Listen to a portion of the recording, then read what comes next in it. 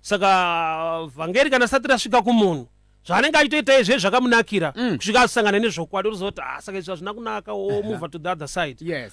Saka kana usina chiedza uri pama1 uri panguva yakaoma. How did your life transition from a drunkard and a womanizer to a believer in Christ? Tell us, take us through the journey. Right, when I had a dream yekunzi go back and preach, ndakabva kudombosha ndakaya muHarare ndikatanga kuparidza parank. So from there imwe challenge ndakaita ndandisina church, I just started preaching. Saka ndo pawaita anopenga because wainzwa bvunzo wabva watumwa nechechi ipo unopinda kupi? Hapana. Oti hapana. Oti aiwa hakuna zvakadaro. So from there ndakaita go back kuchechi yevabereki kuZayoja. So ndaenda kuZayoja kuwadzana 3. Right. Ndiriko but challenge yakaitika ndeyekuti havana kunyanya zvigamuchirawo because vane masystems awo machechi ane nyaya dzawo ka. Yeah. Kuti haungangoenda uchiti represent atisina kukutuma usina kuenda kuBible school and the like. So ndakabva ndava reject futi muchechi macho. Hey. Ndava ndadzoka back kustreet ndikatanga kutopusha but ndakasanga nevamwewo vaindi encourage kungoparidza shoko raMwari. Ndo ndakatanga kubuild up from there ndichingoenda. So you mean hamuna kutomboenda kuBible school? Kana enda vatomboda type yangu because handina 5 levels. Anda vatomboda type. Avatombodi because vane mastandards awo ka. Handina anondirecommenda because vanoda maybe reference. Saka una anokuti wakadanwa. Ozazvi zvekudanwa sometimes zviri very tricky. Because unodanwa uri wega pasina ari kunzwa kuti uri kudanwa. Right. Saka kuzoprova kwano kuti Mwari akandidana iye Mwari asina kutaura nawo futi. It's hard. Pakaoma ipapo. Pakaoma yaya. Saka hamuna kuzomboti ndiende ikoko, pakaoma. Because vanhu vanobhiliva kuti unyatso mufundisi kana kuti evangelist unofana kunge uri munhu akaenda nekuBible school. Okay, makazo ordainwa nani? Right. Rega nditangire panyaya yeBible school. Bible school wafana nemunhu ari kuenda kunorodza demo, ane demo kudhara. Right. Gift you are given by God. But kushapena neskill you are taught by men. Saka problem ndeyekuti munhu anogona kuenda kuBible school asina demo racho. Anonorodzei. Ndo vanhu vaya vanoita basa rechifundisi but vasina kudanwa kuva mufundisi. Mafundisi ari in 2 ways. Kune vanoita chifundisi nevakaitwa vafundisi naMwari. So there are times yekuti izvozvo zvikashayika muvanhu nawo. Ndo panozobuda tunyanyani maskandal because kune vari kuita chifundisi nevakaitwa vafundisi naMwari. Alright. Titsanangurei vari kuita chifundisi. Chido nechipo zvakasiyana. Munhu ane chido anopractice anotraina otoita chinhu chacho. Right. But haasi gifted, haasi wired. Haana that talent in him. Right. Saka hazvinyanyoflowa nawo. But munhu ane chipo it flows zviri maari and anobhekwa nenyasha dzaMwari negrace ipapo. But hazvina kuipa kuenda kuBible school. Hazvina kutomboipa. And semataura maitemi kuti maibva uku muchienda kuzopinda muchitendero. How do we know that we have really turned on a new leaf, Evangelist? The lifestyle nezvaunosangana nazvo. For example, I'll give you an example. Ndichiparidza parenge kuwadzana 4 on a Friday one day. Pakamira mwe mudhara Muslim waenda kuchechi kwawo kumosque akatopfika regalia yechimuslim. Ndapedza kuparidza akanditora paside kana shamwari kaini I don't believe in Jesus. But what you are doing is good. Uri kudzoreredza society. Exactly. Ndokubva ndipa 300 US. That was a miracle from a Muslim. From a Muslim. Chechi yakakurejecta yemakristu ka. Then a Muslim obva amira newe. So pane miracles andakaita encounter andaisangana nawo. Aindipa assurance yekuti this is not man but this is God. So izvozvo ukazwa kuti Mwari vaneni confidence dzatopa wakutongopusha uchienda wakadaro. Wow. Yes. That's interesting. And don't you get tempted to go back to your old life sometimes? Maya because kana waziva zvokwadi yaMwari wasangana nedzimwe nyasha dzaMwari kuya kuendeke hakuna dhirika because hakuna zvandingayemure zviriko zvingadarike zviri kuitwa naMwari muupenyu hwangu nhasi. Ichokwadi. Hakuna. When you received your calling, how did you take it? Ini nandisina option yekuita zvimwe zvinhu because nandiri murwere. So yakatova advantage iyoyo yekuti ndikasanamata ndozodiwa, right? Okay. Because kungwara handina chitsotsa handichigone. Saka kana Mwari vatoti basa ndirori ratomuka ka because hakuna rimwe randopinda zvandingaite. Kwakutomhanya nawo. Sana ndisina plan B zvakatongondinakira zvakadaro. In 2007 you started preaching at Kotana 4 like you said pamatex renga but no matren. Why did you choose those places? Right, mazuva efio yainetsa. So paizara vanhu vasati vaona transport yokuenda kutown. Saka ndo ndakatora advantage nawo. Ndobva ndazoenda kumatrains kwaingozara taitova netroku redu raitonzi chechi okay that church ndo raizara troku iroro raingonzi troku rapasta mungonopinda motochimhanya muri imomo totopinda totanga toshumira. Then how did you end up preaching kuna First Street uko from Kuwadzama? I met a friend of mine anonzi Apostle Chikowa ndichiparidza paCopacabana. Ndakaharaswa nekanzuru so ndichiparidza ndobva yapa ndiri zvanzi tine a place isinganetse zvakanyanya hande kuna First kwatoparidza uko unoya lunch hour ndichibva ndazoshifta kuenda ikoko ndakandidana ende ukwakwa nevanhu vakawanda vaitoya chikunzwe muchiparidza kuna First ka kuna First takabuilda a name and a place zvekuti yanga yava chechi chaiyo right. ukatononoka kuenda waigona kufonerwa nemutende weparoad kuti mufundisi muchauya tatoveko mutende weparoad tatoveko I like that. I remember one time ndichitomboenda kuchikoro so kucollege ndakatoona muchitoro wavhangeri ndikatombomirawo zokuti mwoyo wangu wakatotorwa anowanzomira mastreet kazhinji because ndio munozosechwa vanhu kameme saka ndakatoti ndakamira papa ndidzo mwoyo wangu watotorwa nevhangeri and that's the first time ndikakuonai ndakanakirwa nevhangeri ramairova actually. Amen. So in your own opinion, do you think people of the streets vaya really want to hear the gospel or maybe vanenge vachishaya zvekuita? Right, zviri paviri. Kune vari kushaya zvekuita vanongoti arigatigara apa pane munhu ari kuparidza. So Mwari unotaura nevanhu nenzira dzakasiyana. Mumwe situation iyoyo yakatogadzirwa naMwari kuti agone kusvika pashoko. Nokuti kuna vamwe kuti kana zvichivafambira hanamati. Mumwe kwamuna anamata pane zvanetsa pane zvaoma. So masituations anongodrive vanhu kuuya kwedi akasiyana saka taingotora advantage yevanhu vari desperate yevanhu vari kuda shoko raMwari zvichingodaro. Were you not embarrassed preaching in the streets? Inini situation yangu ndandine nothing to lose. Because kana ukanyara wozodi. Because life yangu yaitongonyadzisa. And the life yangu yaitongonyadzisa. Ukanyara wozodi. Keywords. So underline those phrases. So are you still doing that, or you have done away with preaching in the streets? Maybe maguto church chat. No, ndichiriko ku street but inyaya yekuti my invitations these days anenge ati wandeisa ndinomboita kuti unomboti 2 weeks South Africa 2 weeks ku Zimbabwe, right? So traveling a lot ndoyanyanya but ndakuenda madenominations akasiyana ndakatombonoparidza kumaapostolika kumasowe pane imwe clip so iri kumbotenderera so ndaparidza kusowe. All right. John masowe echishanu yeku makato invite wanzimbo uyai muri wevhangeri. Yes, ndakatofonerwa wanzi baba uyai but andipfeke boots ndikati handa problem neboots ndikapiwa gemenzi nyowani ndikati zvambura vhangeri ipapo ndandipfeke boots aita handa problem neboots shoko harisi mboots hamboots hamuna shoko ndikati zvambura. So are you still ndinokumbonzwa something Evangelist, how do you prepare yourself before going in front of the pulpit? Right, number one thing ndinoisa credit paissue yegrace. I'm gifted, I have the grace yekuti ndine confidence and the things they just flow ndikamira pamberi pavanhu ndichitaura. Also ndine prayer life kangu kekuti semushumiri unoda kuva neukama naMwari. ndine prayer life kangu unonyengeterawo unombotsanyawo umbotsvakawo denga but I'm just gifted zvekuti ndikangomira things they just flow. Wow. Jesus faced great temptation as an evangelist. What have you come across? A lot, especially kutukwa. Yeesh. Ende ukatukwa passerby kana nechidhakwa you understand because ndaimbonwa. Okay. Zvinoita but ukatukwa nemwe mufundisi nawo it's another story. Mazano wafundisi vanotukana. So muri kuti mimi makatombotukwa nevamwe vafundisi? Nanhasi zvako tazvijaira nawo. Vari kukutukirei? It's not a problem. Pane mapoints amuri kuklasha o pari kuklasha vhangeri ramuri kutaura nezvaro. Imimi pamuri kutukwa evangelist muri kutukirwei? Right, pane pekuti ndinogona kunge ndiri wrong but approach yemunhu kuti andicorrect inenge iri yekundimakisa kana kuti yekudii kana kuti yengonzanzi uyu ndiye anorira uyu haagoni haazive nekudai nekudai. So tine vamwe vedu vasina wisdom yekuti munhu wese anogona kuita error. But kumaapproacha nekumukorekta zvinoda love, zvinoda futi wisdom. Saka ndo machallenges atiri kuita ende nekuti chifundisi chacho chane ucelebrity ka kuti unoda kurira kudarika mumwe saka competition ikako ndo kane problem manje. But are you competing with anyone? No. Ende hakuna mufundisi anofanira kutonga achikwikwidza nemumwe munhu. Takatodanwa naMwari tine zvipo zvakasiyana tine audience yedu saka muchaona kuti kune mumwe munhu asingandifarire ende ine handina problem nazvo handaudanirwa yeye.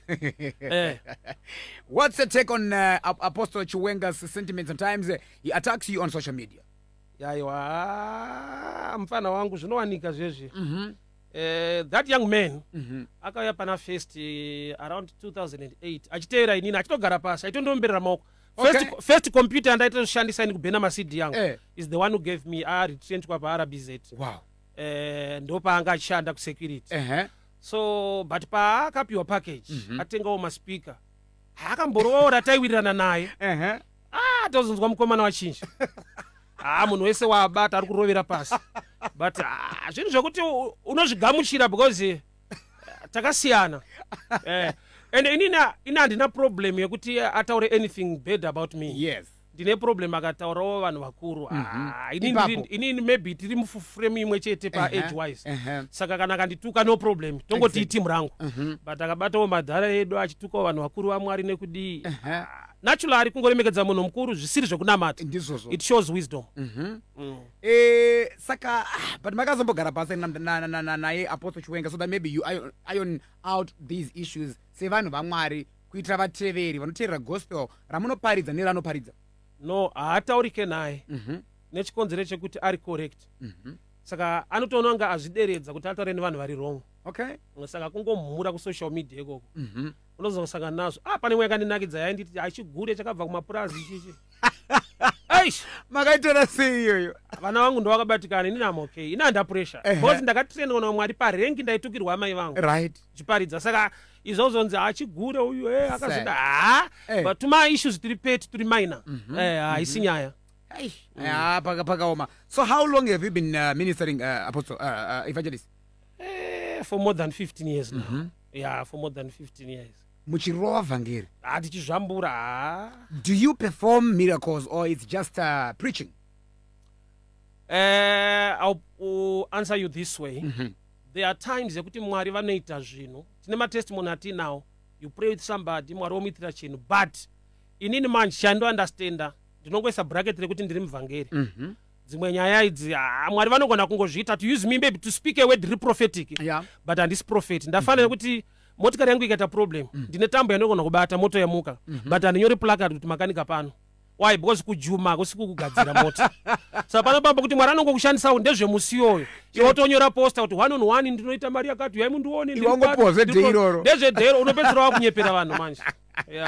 Asi unogumisira wakubhaiza. So asi munotombooneswa here like my vision sometimes Evangelist. Yeah, sometimes but mostly in ndiri muvhangeri izvozvo not much. Not much. Yeah. Anditi. So what do you make of ministries that are popping up every day? Right. There is no problem kana pakava neministry yamuka nhasi preaching Jesus. Pane problem kana the agenda iri different. Mwara kuwanda kwemachechi haisi problem, kuwanda kwedzidziso yenhema ndo problem. All right. Samtiona too much college turi kumuka zvikoro but syllabus is the same. Saka Ministry of Education haisi worried pa uniform kana pa zita rechikoro iri worried pa syllabus. Saka as long uchiparidzwa Jesu ngapavhurwe machechi ekuti munhu wese achashaya chekunyepera kuti handie because kune vanhu vanotanza chechi dzacho vari kudai kuri kutovhurwa dzimwe dzisingadaro pinda ikoko. Saka uchashaya excuse yekuti sei usina chechi because kana uchida zvemabhebhi kune dzinotora vakadzi 3344 unofanira kunge uri ikoko. Kana uchida zvebhiya kune dzinoti vachitopedza kutononwa. Saka unofanira kunge une chechi yako because kune inoita zvaunoda. But nyaya hombe Jesu ngaaparidzwe. That's deep. That's deep. Hanzi nyaya hombe Jesu ngaaparidzwe. So some church leaders have turned churches into business making schemes. You know, unonzwa nyaya dzekubhadharisa mahwanonona mamuchitaura nezvawaya. Seeding isingaperi. And I've noticed vana papa sometimes, you know, can go on preaching for 2 hours. Vanhu vachingoenda nemari chete papulpit vachinokandwa ichisiwa prophet achifamba neshoko, you know, zvichiri zvechechi here naye Evangelist. Right. Rega ndimbopindura ndichitanga nekupa this example. Mupurisa akakubira government kana ukakomplain ndabirwa naofficer. Officer iwe vanogona kudzingwa basa. But chipurisa achivharwe negovernment kuti mapurisa anobira vanhu. Right. Kureva kuti vanoita zviri wrong variko but giving I subject iri wrong to the body of Christ. Why? Nekuti dzimwe nguva vanhu vanoda kubvisa marent house. Kana kuchipostori kunobviswa mari yechoto. Choto. Mari ngevision yami inayo ndo mabvisiro amunoita mari yacho. But masystems ekumanipulate vanhu ariko. Ende vanhu vachimanipulate vacho vazhinji vacho havasi mature paword. So there are times yekuti you blame munhu ari kuvabira but nokumbotarisa kuti iyo timu racho rinenge rinobirikawo mani saka zviri both sides timu racho riri rakadhibhadhibha rangodhibhadhibha una kuti johani akabvunzwa kuti ndimi here kanotomirira umwe johani akati handisirini pane achatoya shure kwangu handigoni kusunungura tambo yebhutu dzake but even johani ataura kudaro akasvika pakufa kune vadzidzi vainzi vadzidzi vajohani vaidzidzei kumunhu akati handisirini kune mweya wokungopinda isiriyo nekungoenda pasiripo uriko mweyo unenge wamasapota ebhora aimbodira timu yake maresults apa iri kurohwa anongoti ndo yangu handibve ikoko achada maresults angoda timu. So what is your take on the gospel of prosperity in the world that we are living now? Right. Subject prosperity subject yakati kurei. Gospel rinonzi reprosperity iro rinonzi gospel chairo zvinoreva kuti gospel it means good news, right? Good news to the poor, kumupa hope neteaching yekuti abude mupoverty, but pane kumanipulatwa kunozoitwa vanhu nenzira dzisiridzo, but Mwari unotoda kuti upenyu hwemunhu uve zvakanaka. Itori pfungwa yaMwari yekuti munhu abudirire muupenyu hwake upenyu huve hwakanaka. Poverty because akusati kwane gospel repoverty, right? arisati rako, but oneka evangelist gospel reprosperity yacho prosperity dzacho dziri kubva dzanyanya kuwandira kune vari kuparidza ndo kune era but iro gospel chairo ari classify we say gospel of poverty ari qualify kuti rinzi ndere nhamo. Imagine pauya mufundisi woti wese ari kutambura pano ngazvirambe zvakadaro unyatsona kuti pauya ada kutotinyudza because munese anewo ada hope aroda kusimudzirwa ada ku life ichi saka kumanipulatewa kwemasystems acho ndokwakashata. Right, but chinicho chakanaka. Ndikubvunze so evangelist, do you think men of God, be it evangelist, apostle, the prophet, whoever anenge ari pamberi pevanhu pesangano baba anofanira kuenda kubasa kunozvishandira iye nemhuri yake oro anofanira kumirira kusupportwa nechurch mumaonero enyu mimi kuti azenge achionekera like you said, because anofanira kuti anga achipa vanhu hope, but inobva kupi hope kana asinga ashandi, inobva kupi hope kana asiri kupiwa mari nechechi. Saka maonero enyu mimi dati munhu uzoti source of income yemunhu waMwari yakamira sei? Right, zviri pairi zvinodependa. Kana achikwanisa kuti because kuna vamwe vari full time into ministry to an extent yekuti time yekuti hanzi azosiya izvi aite izvi anogona kuishayiwa, right? But kuna vamwe kuti mapasta esande aya anoparidza ka1 pasande kuchechi 30 minutes kana why wasting my days mamwe ese aya wakangomirira kuti sande ndichazoparidza vanhu ozondipa mari. You can do things in life. Kushanda hakurambidzwe, even a pastor can work. Kushanda kuri normal, kuri right. Right. Yes. Mashoko akanaka muri kutaura. So andina zvangu proof asi tingashaye maprofita enhema here nai evangelist pakuwanda kwemaprofita munyika maonera muri kuita ayo atoriko boss bible ndo rakatodaroka kuti achanga ariko.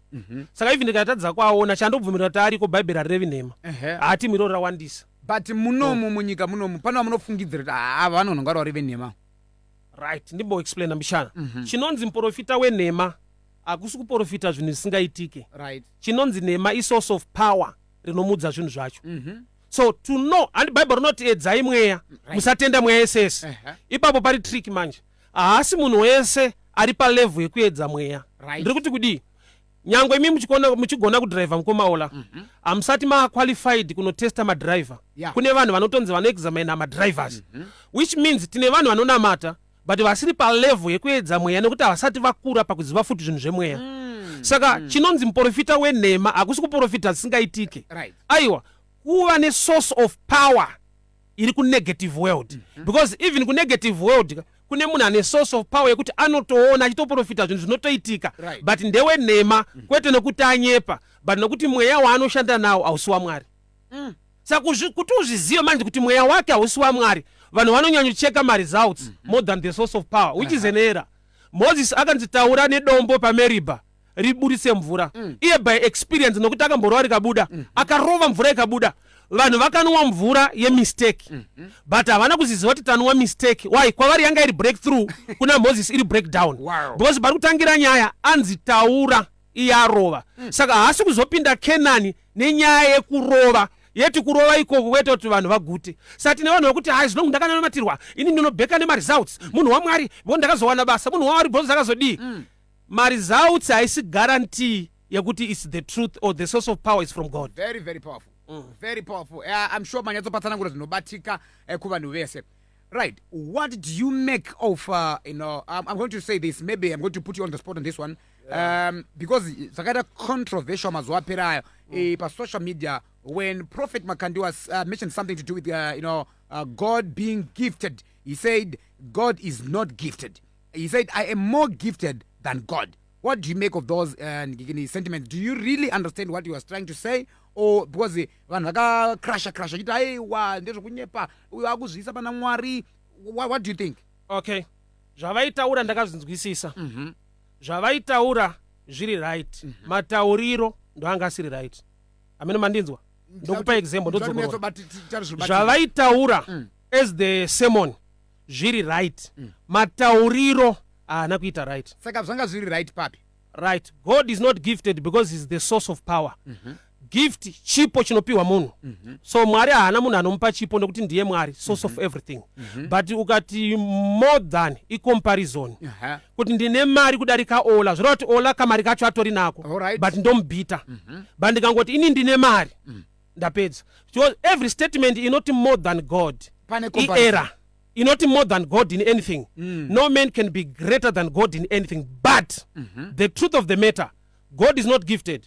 So prophet very right panyaya yacho.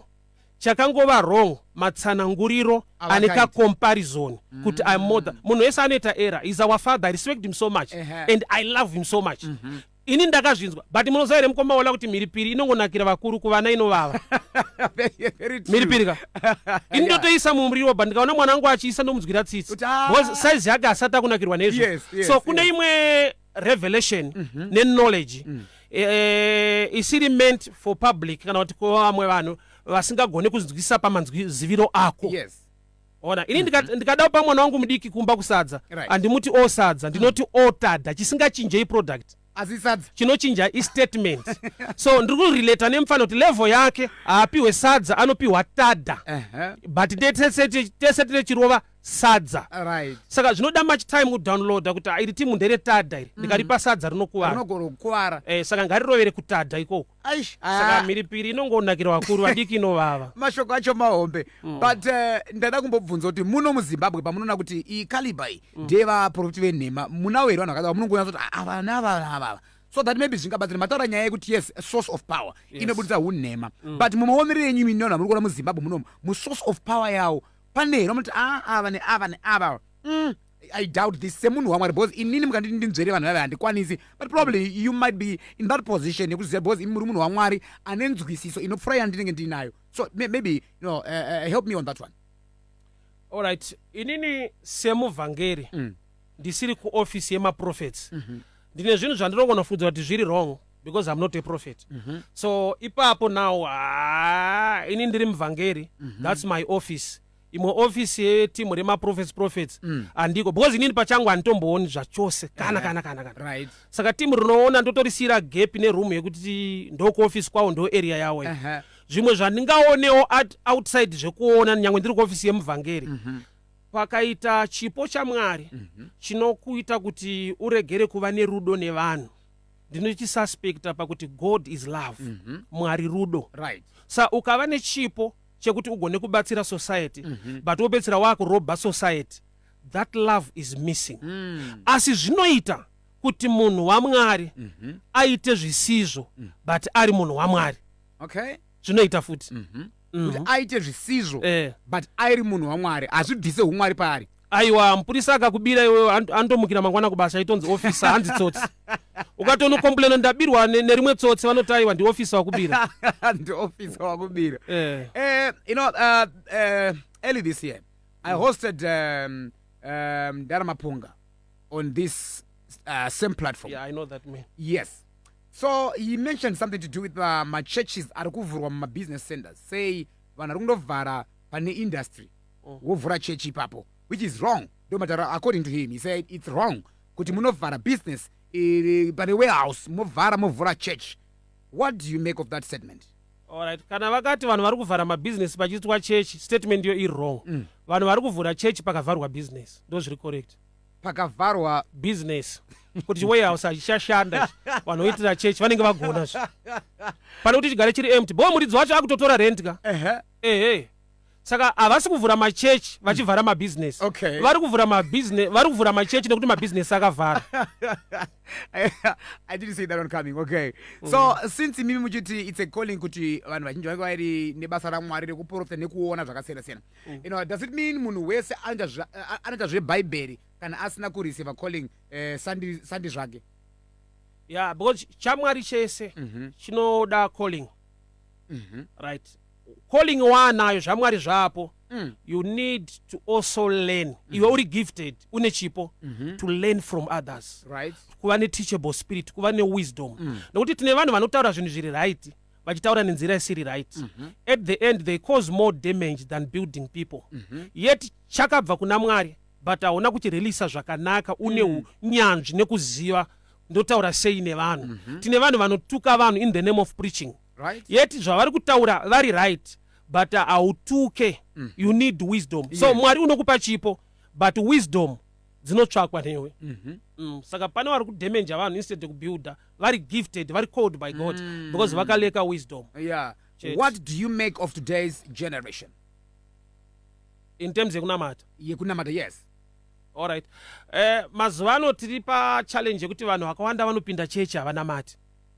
Ndo challenge yatinayo manje. Okay. So munhu anopinda chechi asinganamati ndo problem hombe than munhu asinganamati. Matthew 13:24 if I'm all right. The parable yemaweeds newheat. Pane vakati Ishe taona kwaitwa maweeds kumunda kuti onodzura here. Ndokwazvanzi musadzura, regai zvikurirani. Kureva kuti ari kutoti maweeds ari nani than kuti type yenyu iende kumunda. Alright. Kurati kune vanhu vanotorambirwa naMwari vane shungu, sati takawanda vanhu vane shungu. Zvototi Mwari anototyi amanaka. Dai parigera kuparidzwa than kuti paparidzwe zvinhu zvakadai. Zvakanzi regai zvikurirane, but vanhu vane shungu yekundodzura. Ko Ishe madi kuti vandodzura hawo. Ishe anotoziva kuti pakunodzura ka vanopedzera vakutobvisa newheat yacho. So kune vanhu vari dangerous than maweeds. Right. Inini ndanga ndisingaone all along ndasikaone that context yamatsotaura nayo. Taitongofunga panonzi regai zvikurirane sawi nezviyo. Taifunga kuti maybe inyaya yekuti aiwa regai zvikurirane tizoona chinozonyatsobudirira here kana something like that. Ai paitotyiwa taipida kuenda iyo. Because vepedzera abvisa wheat. Vanhu vanototyirwa kunzi ivo vanhu kuenda havasiriva. Iya havasiriwa, tinotozeta losi kudarika losi itoriko kudhara. Yeah. Right.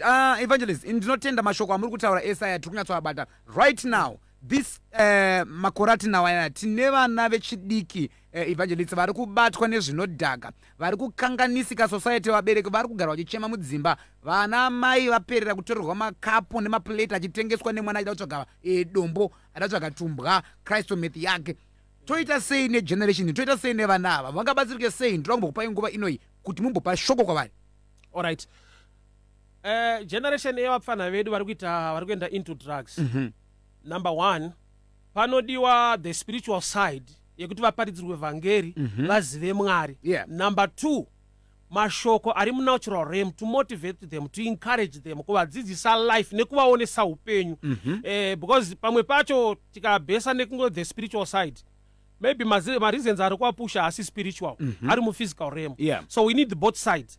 Vanoticha spiritually nevanozovadzidzisawo futi naturally, physically, kuti vagone kunzwisa mavalues eupenyu nekunaka kwakaita zvinhu muupenyu vakaregera kubata zvinhu izvozvo. Time yavanoswera vachiita izvozvo vawane chimwe chavangaite chinokupa izvozvo. Because kuregera zvakaipa oregera futi kuita chakanaka unenge watoipa mune imwe dimension. So time yavanofanira kunge vachiita izvozvo tinovawanirawo here nguva yekuti vaitewo zvimwe zvinhu. Ipapo pakakosha pamutara nekuti vana vechidiki vazhinji vatorwa mwoyo nekuda kwezvinodhaka zvichikangasa society, zvichikangasa kana ukama hwavo nevabereki vavo. But main problem vanhu vakuru. Vanhu vakuru. Nhamo yevana vadiki kazhinji iri kubva pavanhu vakuru vari kusupply. Because hakuna mwana wegrade 7 anonocrossa border otora madrugs oyanawo kuZimbabwe. Aiwa, kune mudhara angofunga kuti ndoda kuita mari saka ari kushandisa vana vamwe vanhu. Saka problem yedu yevana madhara zvekutoti vana vatiri kutoblema ka ava vatori mavictim. Because kuna anohodha otengesera mwana iyeyo. Mwana uyo hasi kunohodha, hasi kuzvitsvaga, kuna anonozvitsvaga onyengetedza mwana uyo kusvika atenga. Saka tiri musociety yekutoti vakuru vaipa zvekutoti taakublema vana.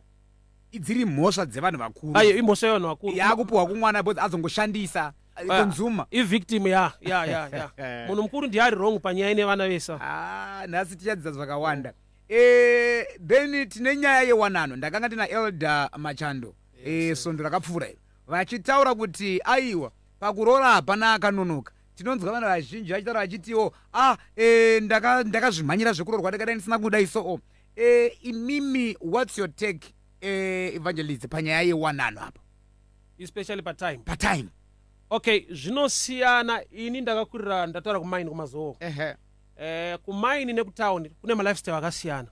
Kumaini nekupurazi munhu akasvika 20 years atomudhara atomunhu mukuru pfungwa yekuroora yatodyarika maari haana exposure zvimwe zvinhu zvelife. Why? Because anokurira ipapo oshanda ipapo oroora ipapo ofira ipapo. So there are times yekuti zvine advantage nedisadvantage. Like to me, I got married at 20. My first daughter, she's 25, she's married, nditori mzukuru, nditori sekuru. Yes, I'm 46, nditori sekuru panapa. Nditori second born. Advantage kwandiri because ndichine energy yekushandira vana vangu. Ichokwadi. Ndine energy yekuvashandira nekuvaitira twese twavanoda madana anenge avaitire sababa. Disadvantage yekunonoka ndeyekuti unenge wasekuru womwana wako. And kana wasekuru womwana wako gap iroro rinokuvadza. Amurelate maybe uchienda kupenje ndo paari kutanga form 1 unobereka mwana wokuzosira vamwe vanhu kuti vadhile naye. Chikaucha ichocho chakaipa. Bereka vana vako, shandira vana vako. Kwete kuti unobereka vana ozosiya ari kunaba munini. Iwo unoita mwana unotenga napkin une 60 years. Mapamba une 60 years. Pakaoma. So you're actually encouraging us to maybe get married pachine nguva yekuti uchakwanisa. Yes. Pachine nguva ya. What's the best age? For guys, vamwedu vakati manje vanopeswa chikoro zvekutoti neextend yekuti amene vechikoro but kuti murangu remadofo 25 it's okay. Hanza amene vechikoro. Boys ini boys randakaenda naro chikoro wamwe wakazopfurira mberi. Right. Vane tucheche izvezvi. Ini ndine muzukuru ndiye mucheche. Zvinosiyana. Right, kokuvasikana.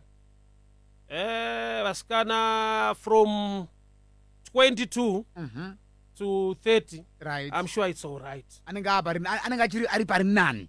Unenge uri pari nani. Yes. Mashoko akanaka. Tina Evangelist Muparinga ndo vatinawo nhasi mustudio. Muri kungonzwa kudai waka pari kutaurwa shoko sezvariri ari kutitsanangurira pano tichikurukura navo. Tiri live pa Facebook zvakare pa Star FM Facebook page and also my page DJ Ollah 7 Star FM. Ndichazonge ndichitora mimwe mibvunzo yenyu vateereri mucomment section pa Facebook apa munoona kuti nyorera mibvunzo yamunayo pa Facebook mucomment section yamungade kuti Evangelist Muparinga vange vachimbodaira pane zvamungade kunzwisisa. Nditika makasununga kuti nyorera comment section imomomo. Then Evangelist inini ndira kumbonzwisisawo pane dzimwe nyaya dziri kuitika mazuva ano. Munoona mumasocieties matiri kugara umo vanhu hama nehama zhinji hamuchisina kuwirirana asi vanhu vachitoenda kuchechi vachinamata Mwari. Chingadaro chiri chii chiri kukonzera unoza ruvengo pakati pevanhu lese vana vanyamunhu chaivo madzinza vanhu vachisina ukama hwakanaka. Zvataita kudhara vana vaikura chimbonzi mboenda kwagogo mboenda kwatete mboenda kwasekuru. Right now vanhu chachirungu here kuti ini ndinogara nemwana wangomba mangu uyu anogara nemwana wake womba make uyu haende kwauyu akaenda kwauyu unzi aiwa unozo chii nai Evangelist. Zvine kachirungu mukati culture dzechirungurungu because kare isi tichokura akuhama ndokwataiswera. But these days munhu nefamily yake one chirungu, two ipoverty. Because aunga uswera uchunza vana vangu ndine shoma yekuti ndidye nevana vangu. Saka nhamo inocontributa culture kechirungurungu futi kanopinda pakuti unongo chingoti ini nefamily yangu chete ava meno zvawa. Ipapo ndo zvimwe zviri kucontributa asi zvingagadzirisike sei tidzokere paunhu hwedu neculture yedu. Right, zvinoda kuti nawo yandambotaura yekuti problem yedu ndeyekuti vazhinji vanopinda chechi havanamati. Because kunamata kunoticha love. Munhu akanzwisisa kuti kunamata is all about the grace of God nerudo rwaMwari haudade. Nekuti tine vanhu vanodada musociety zviriko zvekuti iri hama yako chaiyo ukamufonera anokubvunza kuti indava hati waswera sei. Because anonzwa seungoda kukumbira wamene dambudziko. So daitango vanhu vakaziva Mwari. Kuziva Mwari ndo foundation yezvese. Rudo rwaMwari rukauya mauri auchinyire munhu hama yako unoitora sehama you relate munowirirana zvakanaka. Pane muteerera abvunza mucomment section hanzoni ndibvunzire kuna Evangelist kuti what's your take on nyaya yematithes. All right. Right. I subject yakati kurenga tutorovera hour rese. Yeah, but imboibatai. Yeah, chandinoziva munhu achipinda kuchechi kupi uye Mwari akati kudii kwaari. Because giving must be driven nekunzwa Mwari achitaura mauri kuti ita zvakati. So tine vanhu vekuti they give according to systems. They don't give according to the voice of the Holy Spirit in them. So masystems sometimes aripo kana asingakuitire zvingakunakidze hauflowe mazviri. Because chese chaunoita out of love usina rudo usingafare achina blessing. So when you give, whether it's offering, because nyaya yekuti tithe and offering in this tinogona kuibvisa tokutaura kuti nyaya yekupa. Muchaona kuti dzimwe nguva ini ndikati chechi yedu haitore tithe, but tinongopartner nemunhu waMwari, ndiyo mari yacho yachinjwa zita. Partnership netithe tinogona kubvisa panoti tithe toti partnership. Kutaura chokwadi Ola, hakuna chechi isingaite zvemari, asi dzimwe chechi dzinoita zvemari shoma kana kuti vakachinja zita remari yacho hainzi tithe, inongonzi mupiro. Mari ine misikanzwa panhamo inonzi chema but ndiyo, paroora inonzi roora but ndiyo. Saka ora kuti mari ine misikanzwa pambacho inombonzi pension but ndiyo, yombonzi salary. Saka ine misikanzwa. Saka ukaona kuti timu rangu renge rangwarisa hari kuda zvematithe, unongoti partner, unovarovera ikoko zvakanaka. Ndinomobhuru wangu anovaririkita maiwe unotonzoti ane imba kuSouth Africa kugara kuDubai, akangoti ini handite zvetithe vanhu ndokubva zara kwaari, zvandoita zvepartnership vanhu vanozovhurika kuti ndiyo. Saka kungohedhana mawedzi anongotambwa nawo but giving iriko. Alright. So mubvunzo wandinawo before matipaka sermon kadiki keke about 5 minutes ndeyekuti hanzi what's your take on Prophet Madungwe nyaya yekuenda kwavo kudenga, even shoko ravanoparidza redai munorinzwisawo kusvika papi? What's your comment on that? Uye ndibhuru wangu tikasaka neni tindotomboseka. Pane zvimwe zvokuti maybe zviri personal iye naMwari wake, zvokuti haugone kupinda pazviri ukazvinzwisisa. Saka zvakaoma. Kune zvinhu zviri personal Ola, zvokuti ini ndikati ndinotaura naMwari every day na5 kana mukaedza kuzvipruvha sei zvinogona kunetsa. Saka kungosiya kuti munhu waMwari kana achienda ndiyoyo. Kana achisangana nawo ndikoko. Ndikoko. Alright, Evangelist, ndakuti vanhu vamirira kunzwa shoko. Ndandakasiya about 5 minutes dzenyu dzesermon yamungangopawo to the nation. Saka ndakupa nguva inoyi kwamuri. Alright, ndoda ndishumire book ya Mark chapter 4 verse 8. It's the parable of the sower. Inotaura pamusoro pekuti mukushi paakakusha mbeu yakanaka, imwe yakawira paivhu rakanaka, imwe ndokubva yamera ikakura ikapa 100 fold, imwe ndokubva yamera ikapa 60 fold, imwe ndokubva yapa 30 fold. So tine 3 category dzembeu dzemayields. Same type of seed pa same soil, but 3 dimensions. Iyoyo ishadow picture yemachechi, ishadow picture yevanhu pakuti kudii mbeu yakanaka paivhu rakanaka haisi kuti pagoho rakafanana. Imwe ine 100, imwe ine 30, imwe ine 60. So mumachechi mukunamata nemukuziva Mwari tingangodari chinamata Mwari mumwe chete, tichinzwa bhaibheri rimwe chete, but level yekunzwa nekuita nekuzviratidza kunoita Mwari mumachechi edu zvinogona kusiyana maringe nyasha dzaatiratidza nezvaatiitira. Saka vari pa 100 vanogona kutarisawo pa 30 voti masatanista havaziva vanamate. Gamba vanonamata but ndo level yavo yekuziva iri pa 30% category. Saka uchaona kuti mukutukana kunoita vanhu vese mumachechi vanotukana pachinohwani. Nonzwa umwe kuti mapostori anonamatira mvura but waenda kuchechi kwavo unonzwa kuti tine anointed water. Vari kunamatira futi mvura but vanongochinja kazita. Kureva kuti inyaya yekuti we are doing the same thing but tichibva maangles ari different. So 30% ipicture yemunhu ari kunamata Mwari achitorevesa but asati akura kusvika pa 100. So ari pa 100 maybe ari kuradzikwa mamiracles nekumwe kuita kwaMwari kunoshamisa. Then anobva atsvinyira ve30 manje kuti hamunamate kwenya kuna mamiracles Mwari wenyu aite zvakati. Gamba vanonamata but vari mudimension ye30% category. Jesu wakafamba pamvura akatoshedza Peter mboti, Peter akafambawo pamvura. Jesu naPeter vakazopinda mubhoti rine vanhu vasina kubvira vaexperience miracle, but Jesu akatofamba nawo futi. Kuda kuti vanhu havangakudaro vari pa 30% yekuti vanoda kufamba naJesu pamvura vari mubhoti, but kuna anogona kudawo kufamba naJesu pamvura abuda mubhoti. So madimensions neunderstanding akakura. Usana Jesu paanouya anoti ndakatumwa kumakwai ekwaIsraeri akarasika. Kuda kuti kurasika hakukuite bere, kurasika hakukuite mbudzi, unenge utori gwai. Kuda kuti by identity you are still the sheep of Israel. Saka tine vanhu vekuti munhu asingazive zvaasingazive anomuti haanamati asi mwana waMwari. Munhu asingaparidze semuparidziro wake, asingatende zvimwe zvaanotendawo oti havana mati, havana Mwari. Gamba we are good seed tiri pagood soil, but mapercentage necategory yacho ndo yasiyana. So mukunamata tine vanhu vekuti Mwari unoita zvinhu nevanhu pane imwe percentage, pane imwe level yekuti kana sati zvaitika kwatiri tinoti masatanist haasi Mwari, because nesuwo tinonamata. Gamba nyasha dzinosiyana. The 3 disciples vakawitnessa transfiguration, Peter, James and John, only 3. The rest vari 9 vakasara muzasi megomo, havana kuona kubwinya kwaJesu, havana kuona Elijah naMoses. Imagine kana vanhu ivava vakuparidza, mumwe anenge achiti inini Mose ndakamuona, zvekuti Judas anongokwenya vanhu kuti maakuvharwa manje, tese tiri vadzidzi, hakuna zvakaonekwa, muri kunyeperwa. Gamba kune dzimwe nyasha neimwe mikana inoonesa vanhu naMwari, yekuti ukasatobvunza Mwari unotadzira Mwari nekuda Mwari, unoona kutuka vanhu vaMwari nokuti vane zvimwe zvinhu zvavaitiswa naMwari wavo zvausinganzwise nekuziva iwewe nekuda kwegrace dziri mavari.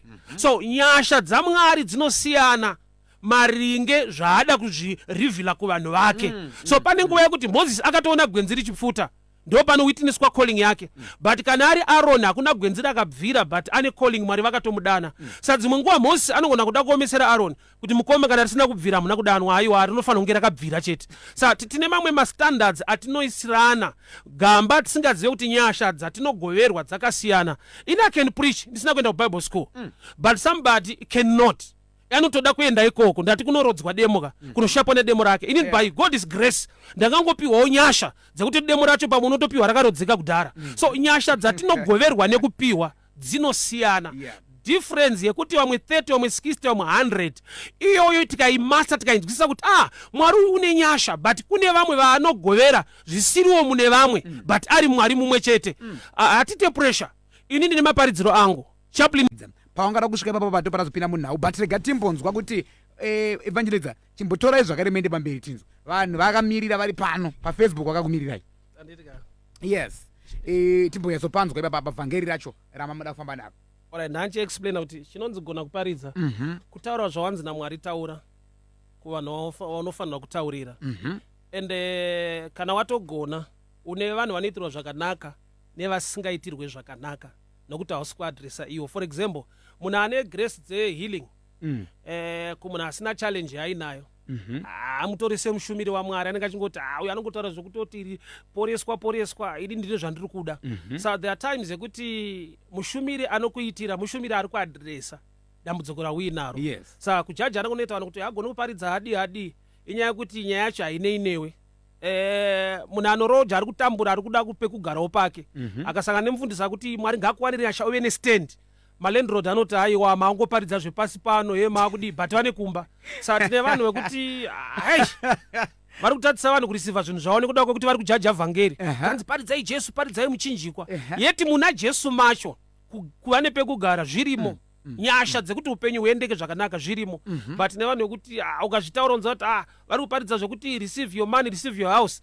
Yeti ari kuramba receive your house, anokuhouse kwaanotogara. Mumwe ari kuti zvemotikari zvina nebasa rese, achitobva ipapo ari kunopinda motikari make oenda kumba. Go deeper. Saka ndo challenge yatinayo kuti vanhu vanojaja vanhu kuti uyu agone kuparidza uyu haaparidza hadi. As long Mwari vakatuma munhu kuti aadrese maissues ari muvanhu, nyangwe issue isingaadrese iwewe, hauna right yekuti haagone, nokuti kune vavari kugonera nokuti wakazodzerwa vanhu vane machallenges ane chekuita nekuzodza kwako. Saka rikanzoke kuscripture nandichibata. So 60, 30 and 100 icategory yemabelievers vane grace dzakasiyana uye vane kuziva kwakasiyana. So tine vanhu vanoziva yekunamata iri yekuti ukafa uchaenda kudenga, ilevel yekuziva iyoyo, ende kudenga kuchiendwa zvako. But yepano pane nyaya patinonamata tinoti thy will be done on earth as it is in heaven. Kureva kuti pane kumwe kuda kwamwari kunofanira kunge kuchitika panyika panapa. Kune nyaya dzekuti ukaenda kudenga hadzisi kuzoitwa. For example, marriage. Kunakauya kuna Jesu zvikanzi yakafirwa nevarume kana taakudenga nororwa nani. Zvikanzi akurorwe munhu, kunoti ukasarora panapo watonyura. Iyoyo kudenga haikavhirwa, nzi vasina kurora yamutori timu mabhebheri hakuna, watonyura. Kudenga hakuna subject yemamiracles. Why? Because hakuna anenge ane problem yacho. Saka mamiracles, nyasha dzaMwari idzodzo dzikasaitika panyika panapa, hakuna kwazvinonokavhirwa. Saka ukaramba mamiracles, uri kuramba kumwe kuita kwaMwari kunoadresa nyaya dziri on earth. we are not heavenly minded to be earthly useless. We are heavenly minded to dominate earth. Kureva kuti tine pfungwa yekudenga but kuti tigone kukunda machallenges ari panyika. So nhamo yatinayo mukunamata ndevanhu vakapiwa vhangeri risiriro kana kuti half truth. Yongoti aiwa vhangeri ndi Jesu kurovererwa kwake ukatenda mari ubva waenda kudenga. Jesu akaita zvinhu zviviri. Akaenda pamuchinjikwa, besides kuenda pamuchinjikwa akafamba achiparidza, achidzinga mweya yetsvina, achidzikinura vanhu. Zvoreva kuti muna Jesu mune deliverance, muna Jesu mune healing, muna Jesu mune upenyu hwakanaka. Akasangana nemujaya mupfumi akamuti tengesa zvauinazvo upe kuvarombo. Haana kuti tengesa zvauinazvo uve murombo. Ipapo vanhu havapanzwe musha. Vanonzwa kunge Jesu ari kusapota urombo. Akati tengesa zvauinazvo upe kuvarombo. Haana kuti tengesa zvauinazvo uve murombo. Aiwa, sei Jesu akati tengesa yo, akati kuti ndipe ndinopa varombo. Kana kuti ipa varombo vatengese vega. Akaziva kuti urombo unotangira mumind, ukapa murombo chinhu chinodhura anochipisa. Saka yakatopiwa assignment kuti chitengesewo unoziva kukosha kwezvinhu ubatsire iri timu iri. So nawe iripo mukurarama muupenyu mukunamata. Vazhinji vane half truth kana vazhinji vawounded to an extent yekuti ravanotenda rekuti tichafa tobva taenda kudenga. Gamba nyaya yaJesu ndeyekuadresa ma-earthly issues uye nenhau yekuti munhu azova neupenyu husingaperi. So life yatinorarama inotoadreswa neshoko raMwari. Saka kazhinji kacho vanhu vanenge vachingonyeperana manje kuti aiwa nyaya yekuenda kudenga ndo chayo zvimwe zvese receive your house receive your car hakuna. Hongu pane kumanipulata nekuzejareta kunogona kuitwa nevamwe in terms of zvinhu zviri earthly. But ma-earthly issues shoko rinoadresa. Zvitorimo Jesu aitoporesa mapofu ka. Alright, akadi kuti shamwari upofu hwako hauna kana problem, ukafa uchaenda kudenga, don't worry, ndakupa guarantee yekuenda kudenga. Aiwa, aitoti imboshunura imboonawo panapa. Pane zvaunofanira kutomboona panapa. Saka shoko raMwari rinoadresa ma-earthly matters, rinoadresa futi ma-spiritual issues. Saka pa 60% inhau yevanhu vane knowledge kashoma. But vachinamata Mwari uye vachiziva Mwari. Vari ku100 ndo vane dimension yekunyatsonzwi. Saka uchaonawo munhu vatinoti havana mate vai. Chiti hasi Mwari indavazodai. Kune humwe umwari wokuti ukasangana nawo haubehave sevamwe vanhu nyange vachinamata. Nekuda kwokuti une chimwe chikamu cheumwari chaakurarama mauri. Une imwe favor, une dzimwe grace dziri mauri. So tine vanhu vari pa100, tine vari pa30, tine vari pa60. Ari pa60 ngaangoziva kuti ndine room to improve. Kana ndine a teachable spirit ndidzidze kubva kune vamwe. Ari pa100 ngaazive kuti nyangwe ndakawanirwa nyasha svika pa100 ndaane a right to teach vari pa30 nepa60 kwete kuchinyirana. Body of Christ ine challenge yekuchinyirana nekuda kwenyasha dzatakagoverwa nemadimensions atiinawo. Hatigone kuintarakta kuwirirana pamwe chete nekuda kwekuti tinojajana. Uyazodai. Tine vanhu vekutoti izvezvi iye akaponeswa kuti atendeuka namate Mwari. But akaona vanhu vari muzvivi anoona sekunga meno vamwe vanhu yeti aimbovawo ikoko akawanirwa nyasha akabva ikoko. But we are busy judging each other each and every day. Inyaya yekuti tiri paka percentage kasina the truth of the word. Ari pa30 anononga atoziva zvakanyanya stereki. Gamba there is a room yekusvika pa60, there is a room yekusvika pa100. So the body of Christ iri ma-categories, iri ma-dimensions iwayo yakuti tikava ne-teachable spirit, tikava nerudo, tinosimudzirana tikasvikawo kumusoro ikoko. Saka nhamo yatinayo ndeyekungoti kujajana, kutarisirana pasi, mumwe akakanganisa totora subject iyo kuti ndichiwane. Munoziva kuti taane vafundisi vari kutsvaga membership kudarika masouls. Munoreve ipapa. Alright. Unoparidza Jesu kuti uwine mweya yevanhu to win souls. Unotsoropodza imwe chechi kuti utore mamembers ikoko apinde kwako. Saka uchodoti kune vanhu vekutoti vatina chekudenga chaanoparidza. Anongokuudza kuipa kwa pastor wako. Akaba mari, akati skandal yakati, ane skandal yakati. Kuipa kwa Muparinga harisi vhangeri zviziviso. Tine vanhu vekuti sign imwe yekuti munhu haana calling aparidze anotaura zviziviso, ainoita research yega. Ukapinda basa kupost office kana vanhu vakasanyora tsamba unotambira uri postman, usanyore dzako. Usatange kunyora uchidhirivhara dzako muhomo. Uri postman vachanyora uchadhirivhara tsamba. Tine vanhu vekuti haachada kunzwa kuti Mwari anoti kudii kuti aparidze. Anotoenda pasocial media oti Muparinga ati kudii apotsa ototanga kutoparidza wiki iroro. Muparinga asi munhu waMwari akazodii akazodii. Era yangu zviziviso harisi vhangeri. Tine vanhu vekuti havana kutendeuka, vane chechi dzavakajoina nokuti vakaziviswa kuti profeti ningi vakaipa. Ende wese waunoziviswa kunzi akaipa inyaya yekuti ndiye harisechwa nezvake akaongororwa. Kwauri kuenda kwacho pamwe kwakatoipawo. But kuri kushaya munhu ari kuswera achitaura nenyaya dzemunhu iyeyo. Hakuna munhu ari right. Kuchechi kwavafanira kuchipatara. Vamwe varwere vanononoka kudaira mushonga. hatifanane saka nhamo yatinayo mukunamata ndeyekuti vamwe vazhinji vanopinda chechi nekuti vakaudzwa kuipa kwaumwe profeti havana kuudzwa kunaka kwaMwari zvokuti panoparidzwa Kristu anonzwa songa uno chawataura kusvika watanga kunongedzera mazita profeti ningi itsotsi akabira vanhu ningi itsotsi akabira vanhu iwewe zvako zvikataurwa uchazonoti panyika hapana mutsvene ndiye anotoparidzwa mutsvene ndiye anotoparidzwa kuti vanhu vapone hapana mutsvene tese tiri kutovavarira saka there are times yekuti ndinozvipresenta as a good man to the society to win members not souls chinoponesa mweya wevanhu kuparidzwa kwaKristu kwete kuziviswa nzi profeti ningi itsotsi but right ndine mwenyaya ndira kuti ndibvunze prophet matara mashoko akanaka I mean evangelist why is that prophets awanda these days than before muno muZimbabwe munyika medu chamo tisati tabara dzimwe nyika dzakasiyana-siyana munomu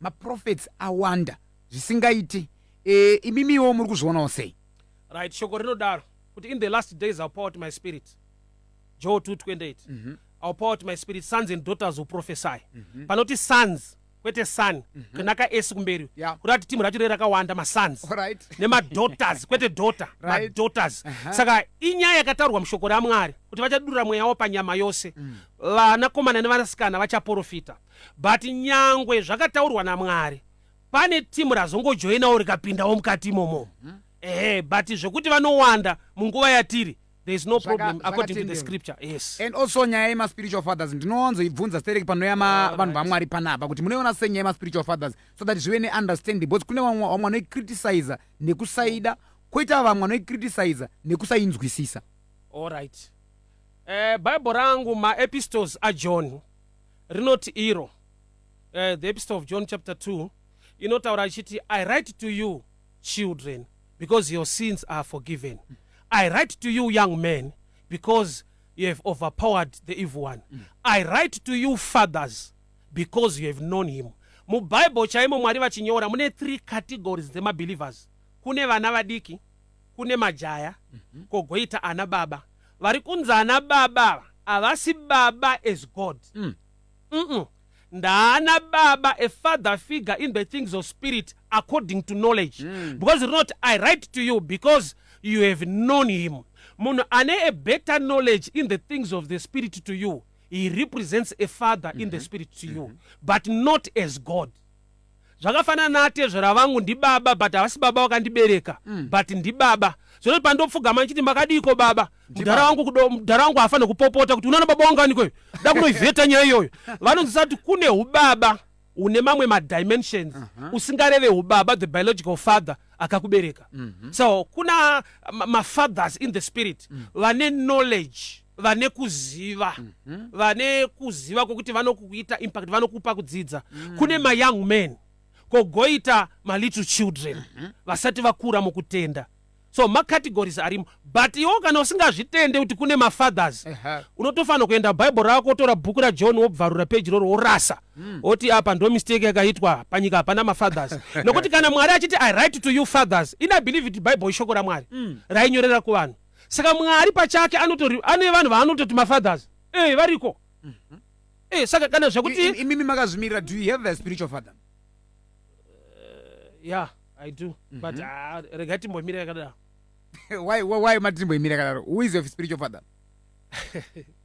handingakanganise vanhu oza pane baba kuti una baba wako but kuna vanhu vasingadi baba wako but anoda iwewe saka ukanga wati dewa nobva wati taikuteera pesa apa ndio mudhara wako alright no I understand and I think for that one I'll pass because ndapabata nemashoko amaisa neudza makadai so people will start to judge based on your papa anoti saka aigwenda nekupi ndiye mudhara wako and mashoko akanaka and tiri kudzidza zvakawanda then what's your take on tine manyaya dzakasiyana kumachechi izu anointed water anointed oil zvakasiyana-siyana right Mwari vakada kuporesa munhu kana kuita chinhu neimwe nzira vane right yekuzviita nokuti ndi Mwari Jesu akaporesa blind Bartimaeus akangomuti chiona spoken word ndokubva avhurika meso akaona John chapter 9 kune bofu akaona akakanya ivhu pasi akarisa mavhu kumeso akatenda unogeza kumvura painvolva zvinhu 2 mud and water right so God can use anything zvaada samwari kuita chinhu haisi kana problem, hazvina formula kuti akwana kutoshandisa, because munhu wepa John chapter 9 paakaiswa mavhu aifanira kupopota kuti Jesu haadaro, akangoti Bhatimeo chiona inde akundidaro munhu akundisa mavhu asi Jesu, but Mwari unoita zvitsva nguva dzese. Saka zviriko, aiwa ndo zviriko manje, right? Masvika pakanaka panoda ndinyatsobvunza manje. One time I was watching this sermon by another prophet, so he was criticizing another church, saying what they are using is not godly, but it's evil, it's demonic. Sekuti they use water, they use whatever. Tine machechi akasiyana sana kumasowe kwa mambo tano makaenda kuya kunoshanza even matombo. They're saying they use marine spirits. What's your take on that? Right. Munhu kana achijaja kuti imwe chechi haina mate Mwari because vanoshandisa zvakati, tikadzoka kuna Mwari wacho, Mwari hapana here paanoshandisa. I'll give an example. Isaiah 38, mambo Hezekiah paanga azoedzerwa makore nekuti anga arwara ka, healing yake unozati yakaitwa sei? Akanzi naye akanzitora mashizha emuti efig tree leaves, usvine muto wacho, muto wemafigs, akarapwa nemashizha nemuti. Isaiah 38. Hezekiah akarapwa nemuti. Mwari wamasimba ose anogona kuporesa zvisina muti mukati, pane paanoita zvemiti. So kujaja kuti uyu haasi Mwari, you must be careful, because unotuka Mwari nekuda Mwari. Unotuka Mwari uchida kuprotecta Mwari ka. Ari Mwari akutoita zvinhu. Peter ari an apostle anga ane bhemba muhomwe bachu, achibvisa vanhu nzeve, yeti calling yake ndeyekuparidzira vanhu, inonoparidzira vane nzeve. Saka pane pamba kuti uri kuataka vanhu vanofanirwa kudzidzisa nekuda kwokuti maybe you want to become popular, kana kuti uda kuti vanhu vabude chechi iyo vapinde kwako. But chese chaunojaja kuti Mwari haaite izvi, be all that sure. Pamwe pacho unotuka Mwari nekuda Mwari, because Mwari unoshanda nevanhu nenzira dzakasiyana. Ipapo mataura shoko rakadzama, because ndakanzwa zvichinzi, you know, they use marine spirits, mweya yemumvura, kuti vaite zvavanenge vachiita izvozvo, pachitopiswa zvimwe zvekuchechi, zvichinzi bring your garments, bring your whatever, zvichipiswa in front of the church. Saka I was wondering kuti, okay, which one is the true gospel of God now? Which one is the true prophet? Uyo ne uyo, or I don't know kuti vana vane panofanira kunge vachi acknowledge kuti uyu this is the uyu ndiwa Mwari, uyu ndiwa Mwari. Vafundisa hatiwirirani kadzimwe nguva. Tinotomakana zvekutoti kana ukatoshandiswa naMwari zvakadii ndotofanira kuramba because handikufariri. But chine chiitika ipapo chii isi tiri kusave us the same God. Membership. Membership ndo number one thing. Vanhu bodai zviro zvekuti vanhu vapone vanamate Mwari zvakanaka, hautuke nekutsondora nekuda kuexposa kuti vanhu vanzi vabve ikoko vauye kwauri. Pauro paaitoshandiswa naMwari ainyora tsamba, akanyora kuvaEfeso, kuvaKorinde. Ukaverenga tsamba dzake dzese hakuna yakanzi budai paKorinde muri kunyeperana, pindai kuEfeso. Budai pavaGaratia uko hakuna Mwari. Munopiwa tsamba muri kuEfeso, mokorektana muri kuvaEfeso, munamata Mwari muri kuvaEfeso. Hatidi vanhu vanoudza vanhu kuti budai Postori, endai Roma, budai Roma, endai Methodist.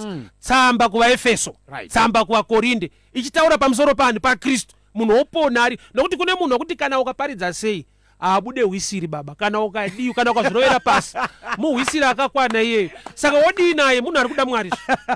Saka inongonzi tsamba kuhwisiri, abude hwisiri baba. Ende azviita uchinje, azviite. It's like kuchinja munisene yake. Azvibude. Pakaoma apa. You know, Evangelist, ndinoziva kuti vazhinji vachine chidokwa chekunzwa kubva kwamuri mumashoko akawanda. Ndiri kungobvunzwa nyaya dzakasiyana panapa nevanhu. Ndiri kuona even mucomment section umu mune dzimwe anzi why mafundisi musingaitawo collaboration zvinoitwa nemamusicians. Inyaya yevanhu.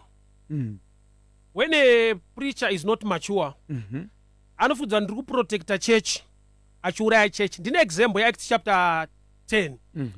Mukadzi anonzi Tabita paakafa, zanzi vanhu vachigeza mutumbi wake vakanzwa kuti Peter ari padhuze, ari paJopa.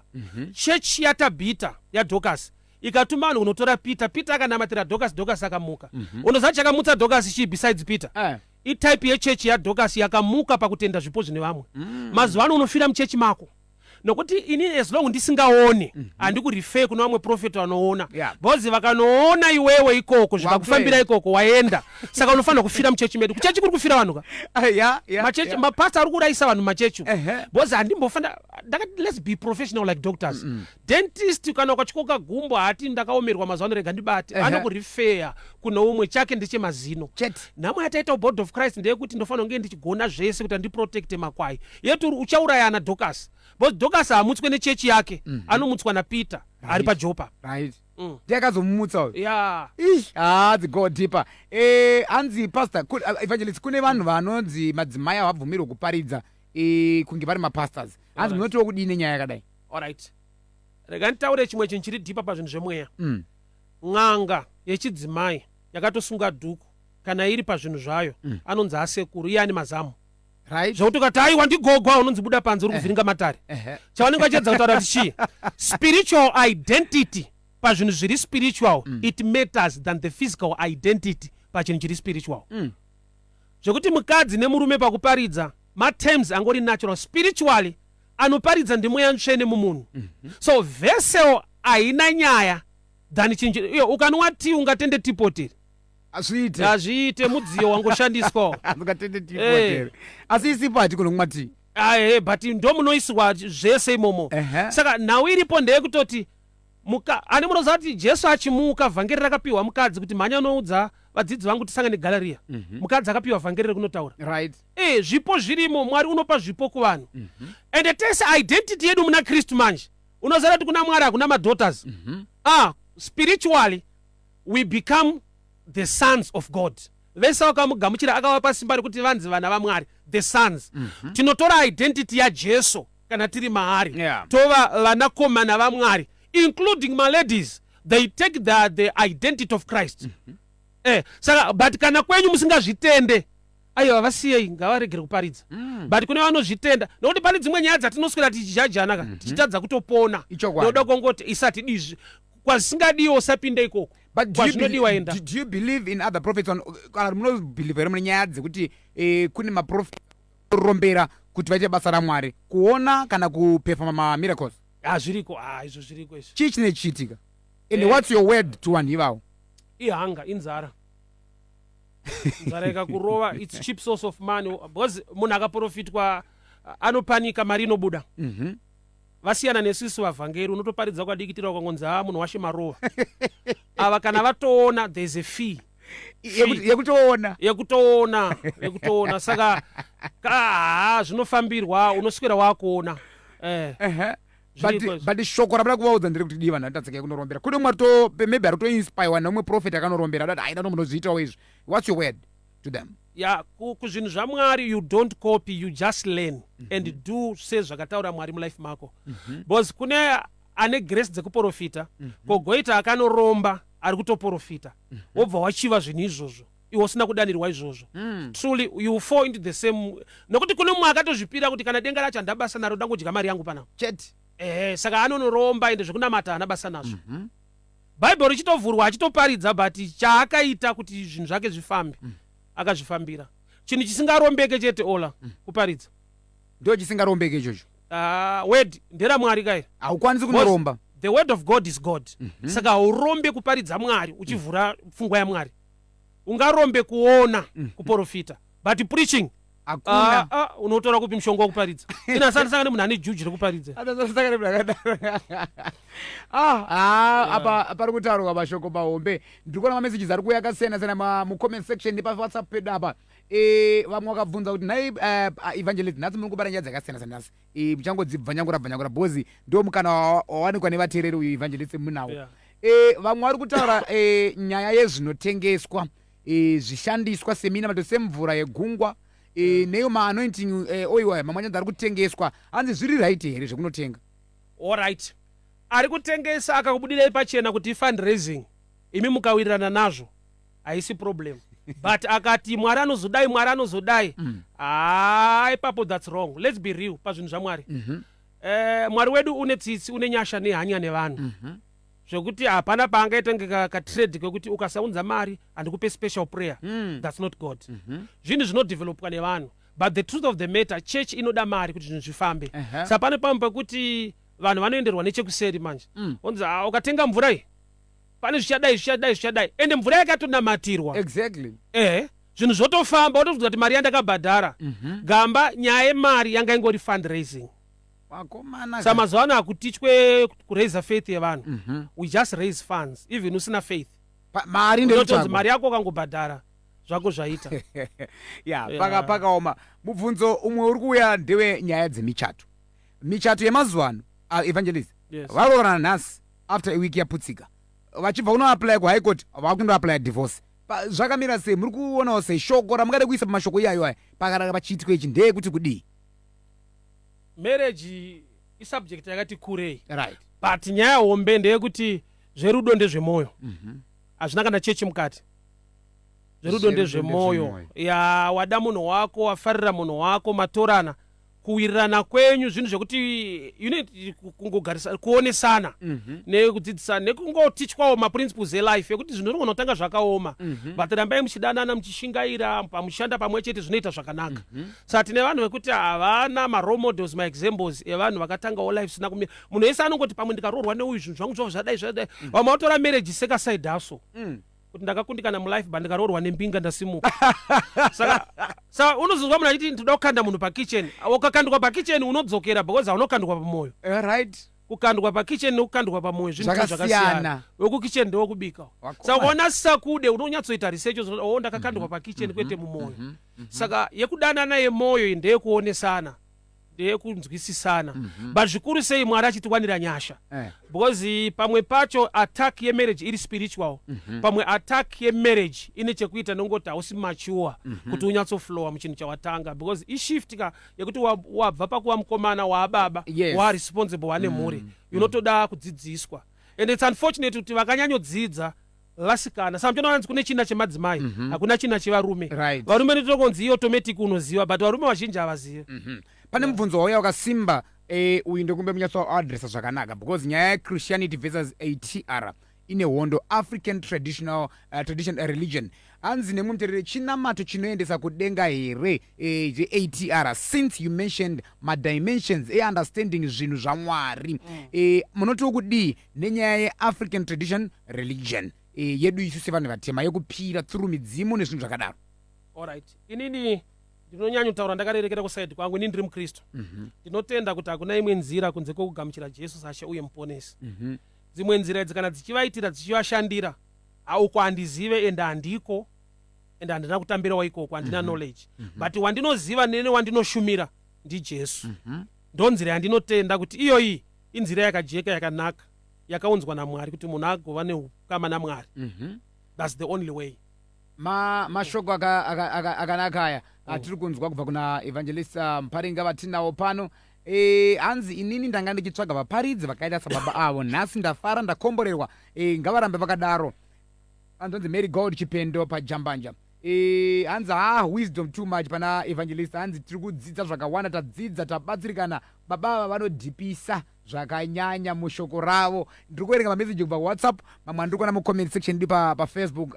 live mashoko zvino amangade kusiya kumhuri yeZimbabwe ndeyekuti kudii Evangelist shoko ramunaro da munyatsosiya vana veZimbabwe chiti taribata alright shoko randoda ndidyare kumakereke zvikuru sei kumachechi because hatitarisire kuti kunyika kuve nepeace kuve neunity zvinofanira kutangira kuchechi tisu marole models tinofanira kunge tichitungamirira nyika kuti izive kunaka nekugarisana murudo mune zvakanaka nekuremekedzana so the church tikava nerespect kuremekedzana tikava nerudo kuwirirana nyika yedu inogadzirika because isu Bible roti tiri munyu wenyika so salt yacho manje ine problem nyika ina problem because inotonida salt but kusalt kumanje rudo hakuna tikava nerudo tikawirirana tikasashorana tikangoziva kuti chinoita kuti tive vamwe chete iropa raKristu Jesu love is the greatest thing chanoda chivepo pakati pemakereke tine muono unosiyana kuziva kunogona kusiyana chatakafanana takatengwa neropa raKristu so we are still brothers and sisters let's unite let's walk in love let's respect and appreciate each other tichingofamba takadaro Mwari achitiwanira nyasha mibvunzo yacho soka ini ndada kuti tichipedze mibvunzo asira vaichiuya. What's your take on church and politics? I believe that this is my last question. Your take on church and politics. A church dzamazwano dzine politics munyika chaimo. Mwachito politics advana kuinterfere ne church. Mwachito aiwo chinhu one. What's your take on that? Right, kana mwari vakakudana une grace zekuti you are in church but you have got a calling or grace or a gift or you are professionally trained ma issues ari political. Nyaya hombe nawo ndeyekuflowa wakaguidwa because iko ku politics kwacho I'm sure vanomboita so pavanoita say in chivanosumudza Bible and the like. Saka basis kana iri pashoko raMwari you operate as a believer. You operate as a believer. Although African politics dzine zvinhu zvekutoti kunamata wacho kunotozonetsa because ukatonamata unenge unokundikana padziri but chandinoziva Mwari unokukundisa. Namata uchirevesa Mwari vakupe wisdom uri pakati pavo uchigadzirisa nyika nepfungwa nekuziva Mwari uri a politician kana uri gifted in that area. Kwete kuti hauna nyasha dzacho. Kune muprofita ainzi Nathan akatumwa naMwari kunotaura upombwe hwakaitika na King David. Mwari vamuudza vamuratidza akanopresenta nyaya iyi an example say a parable. Kusvika mambo vakaita repent kureva kuti you need wisdom kuadresa makings uri a prophet. Why? Unenge uri right but ukashandisa nzira isiri right unoita error. Tine muprofita akadamburwa musoro wanzi John the Baptist akadamburirwa nyaya chaiyo yaitika iri wrong but haana kuipresenta nenzira uye anga asina calling muarea iyoyo. John aiva nzira aigadzira nzira yashe but iye ndokubva anodhila nenyaya yesini yaitwa namambo ndokubva adamburwa musoro. Akadamburwa musoro ari correct but nokuti ari wrong kuti aenda murong office. Kana uri pastor usina gift yekudhila nemaissues ari political ukanyarara una kutadzira Mwari. Ukanyarara wazviseva uye waseva Mwari wako usina kubatana nedzimwe nyaya. Tine vanhu vane gift yacho ikoko but vasina totinyarara. Thank you so much, Evangelist Muparinga. Amen. How can people get in touch with you? My number is 0772 914 701. One more time. 0772 914 701. Also on Facebook,